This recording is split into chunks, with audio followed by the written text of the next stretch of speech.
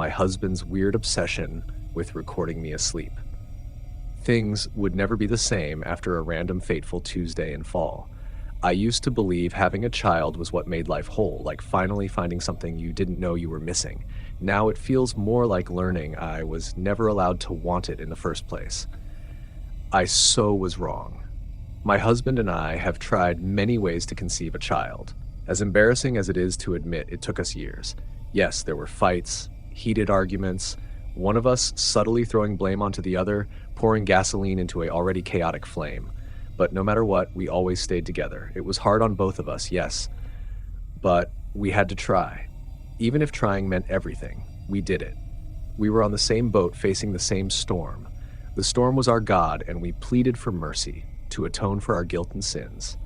We only wanted to bring light to this world, into our darkened world. And then one day, the storm granted us our prayers. I remember staring one morning at the test for longer than I should have, not because I didn't understand it, but because I was afraid that if I looked away, it would stop being real. 2 lines, faint at first, then certain. I was positive that I wasn't in a dream. For a moment, I didn't even breathe, just sat there holding it like it might vanish if I handled it wrong. And then I cried. Not the kind of crying I had grown used to, the quiet kind that comes from disappointment, settling into your bones over and over until it feels normal. This was different. It came out of me without permission, something sharp and overwhelming and unfamiliar, like joy I had forgotten how to recognize, relief, disbelief, something that made my hands shake as I kept touching my face just to make sure I was still here, still feeling it. For the first time in years, I wasn't mourning something I had lost or something I was never going to have. I felt like I had been given something instead. Something real, a blessing, and I didn't know yet how quickly it could all be taken away. Marcus was the happiest I had seen him in years, even through all the small, practiced smiles he wore over time to make me believe things were fine between us. I always knew there was hurt sitting beneath them. Quiet, shared, unspoken. But this time, it was different. This wasn't something he put on for me. It was real, unguarded. The kind of smile I hadn't seen in so long I almost forgot it belonged to him at all. The same one I fell in love with all those years ago, back when he asked me to prom like the world hadn't yet had a chance to break either of us. I wish those first 8 weeks could last a lifetime. The break-in happened on a Tuesday. I remember that detail because Tuesdays used to mean nothing. Now they feel like something that split our lives in half. He was at work when it happened. I was alone in the house, folding laundry, when the back door gave way. I don't like remembering the details, so I won't stay there long, only that I survived it, and that survival came with consequences that did not leave cleanly. The man was caught within days, judged within months, and buried under years that were supposed to feel like justice. But no sentence could ever fill the space he left behind. Not in the house, not within me, especially not after the miscarriage. I felt hollow, as if something essential had been quietly removed from me, without trace or explanation. The light in my life no longer flickered or faded, it simply ceased, reduced to a memory of warmth that once existed, but could not be reached again. I still don't know if the doctors and therapists chose the right words for it.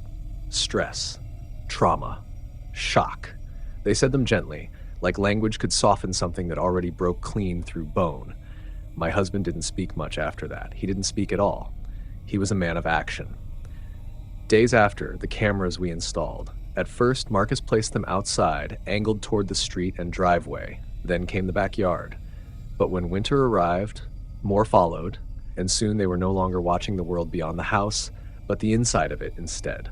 It felt invasive at first, but I never questioned it, for I thought this was his way of grieving. And why would I stop him? We were both hurting, deeply. After the intruder was sentenced and the cameras were set in place, we never tried again to have a child. It wasn't that I closed the door on it, not at first. Marcus just stopped touching me. Not in any dramatic or cruel way. There was no final argument, no line drawn in the sand. Only distance that grew so quietly I almost convinced myself it was normal. No kisses, no lingering hands, not even the simple comfort of a hug. And I told myself it was the trauma that he was being careful with me, that something in me might still be too fragile to hold. But months passed, and we never spoke about it. Not about trying again, not about what our future was supposed to look like, not even about whether there still was a future we were building together. We just existed in the same space, two separate lives moving through the same rooms. We were pods floating in an empty home that no longer knew how to hold warmth. Till one day he came home with that a slight smile. It was ever so noticeable, but living together all these years, I knew something had deterred him away from his sorrow. We finally spoke during dinner. Not the small chatter that we had accustomed during the grueling months, but we were ourselves, finally. His eyes were bright, and his humor delivery I came to love so much returned in fury. Marcus was back. We were back. We laughed. We ate and drank. And after that night, we shared beds once again. Weeks passed. Things seemed to go back to normal, though normal had mornings still attached to it. I became ever so ill. One morning I noticed the weight beneath my eyes, a heaviness I couldn't explain, but could no longer ignore. By the next day, it had deepened into an exhaustion, so absolute it felt as though I hadn't slept in days, even though I knew I had drifted in and out of dreams like anyone else. Then it turned into weakness, the kind that doesn't arrive all at once but seeps in quietly until you can no longer pretend it isn't there. Simple things became difficult in ways they never should have been. Vacuuming would leave me breathless, standing in the middle of a task I used to finish without thought, wondering why my body felt like it no longer belonged to me. Hours slipped away in a haze of fatigue, and even the smallest responsibilities of the house began to feel like climbing something steep and endless. Some days Marcus would come home to find me already gone from consciousness, collapsed on the bed or curled into the couch, as if I had simply run out of strength mid-moment. Once, I remember waking up on the living room floor, the ceiling above me slightly out of focus, as though I had fallen out of my own life and landed somewhere I wasn't meant to be. Marcus saw this from the living room camera and rushed home from work. The doctors called it stress, exhaustion, emotional strain. They ran tests, asked questions I struggled to answer, and noted how much weight I had lost without even realizing it. One specialist spoke gently, carefully, about how the changes in my body weren't healthy, not only for me, but for something I no longer knew how to hold on to in conversation. A future child. A possibility quietly slipping further out of reach with every passing appointment. I tried to correct it. I made sure I ate enough, slept enough, followed every instruction as if discipline alone could reverse whatever was happening to me. But the days blurred into weeks, and with them came a growing dread whenever I caught my reflection, the quiet realization that I was beginning to resemble something hollowed out from the inside, a skeleton only loosely remembering the shape of my skin. Marcus eventually pleaded with his boss to work from home, and his request was granted. He took care of me with a tenderness I hadn't felt in a long time, the kind that felt almost familiar, like something we had once been before the distance set in. He cooked meals, stayed beside me through endless hours of television, and for a while it almost felt like we were finding our way back to each other again. We waited together for the hospital to call with answers, for some explanation for the sharp decline in my health, for something that could give shape to what was happening to me. In the meantime, we grew closer once more, as if proximity alone could mend what time and silence had already begun to erode. And I told myself that even if the worst was still to come, we had already survived something worse before. One night, I awoke feeling drowsier than ever. I turned to meet a sleeping Marcus, but what laid beside me was emptiness. Standing from the bed, something that should have been as effortless as breathing, now took everything I had. I found Marcus in the study. He had fallen asleep at his desk, slumped slightly forward in the chair, one hand still resting near the mouse as if he had only just given in to exhaustion. The soft glow of the monitor lit the side of his face, catching the faint lines of stress that even sleep didn't fully smooth away. For a moment, I just stood there watching him, something warm and familiar stirring in my chest despite everything.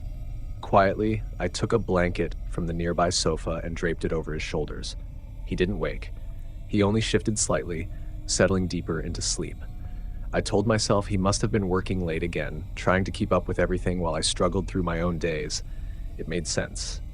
It always made sense with Marcus. But as I turned to leave, my eyes caught the laptop screen. It was still open. Paused, but not idle, the bedroom camera feed. I hesitated, then stepped closer, drawn in by something I couldn't name.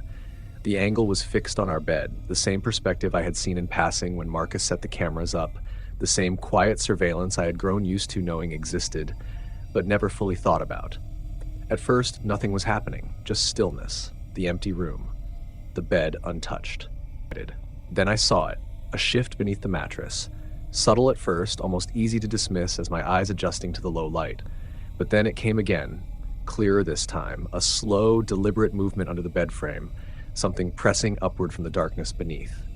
I leaned in without thinking, my breath catching as I watched the footage continue. The shape moved again. Not random, not accidental, intentional. I stood there for a moment longer than I should have, the glow of the monitor still spilling across Marcus's sleeping form behind me. The footage kept playing in silence, the bedroom frozen in that familiar angle, the bed, the dark space beneath it, the subtle suggestion of movement that my mind refused to stop replaying. At first, I told myself it was nothing, a distortion, a trick of tired eyes, something the camera was doing wrong. But then it moved again, not randomly, not faintly, deliberately, something shifting under the bed as if it knew it was being watched. My breath caught before I even realized I had stepped back. The thought came before fear had time to settle properly. Someone was in our house again, or had been, or still was. My hand moved without hesitation after that.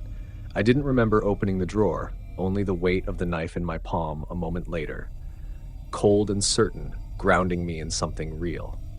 My pulse hammered louder as I glanced once toward Marcus, still asleep, still unaware, before turning toward the hallway. Every instinct I had narrowed into a single simple assumption. There was an intruder under our bed, and I was going to be a victim again. When I finally spoke, my voice came out smaller than I expected. Marcus, he stirred behind me, not startled, not confused, just aware. Like I had interrupted something he already understood. I turned slowly, still half facing the bedroom feed glowing on the laptop behind me.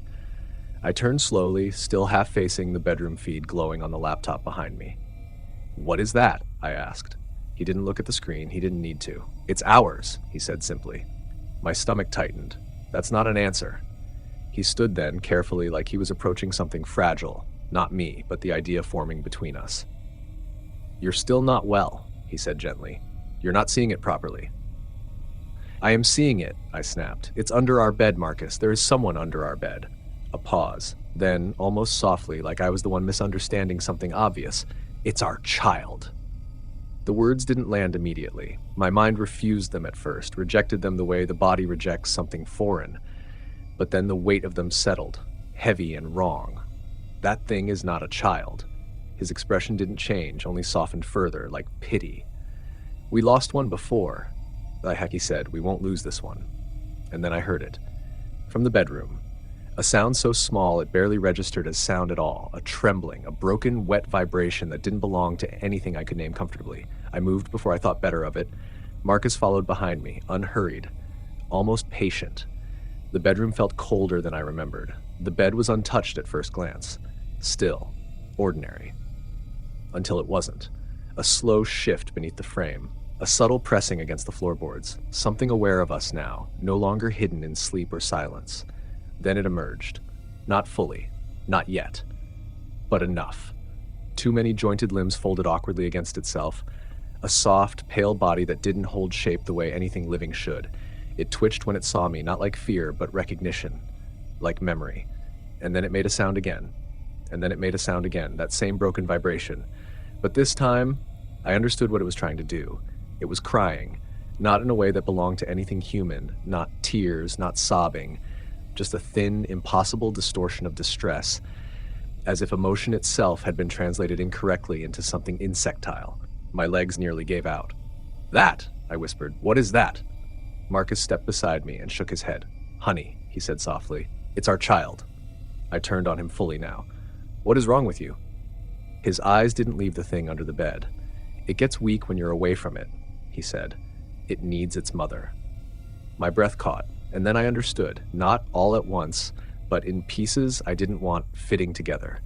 The exhaustion, the weight in my body, the hollow mornings, the emptiness I kept blaming on illness. The creature shifted again, slower now, as if responding to my realization. As if it knew, I finally saw it clearly. Marcus knelt beside the bed, not afraid, almost proud. "Look at it," he said gently. "Of course, it knows you." I backed away. "No," I said, but it didn't sound convincing anymore. Not even to me. The creature made another sound, smaller this time, less like distress, more like waiting.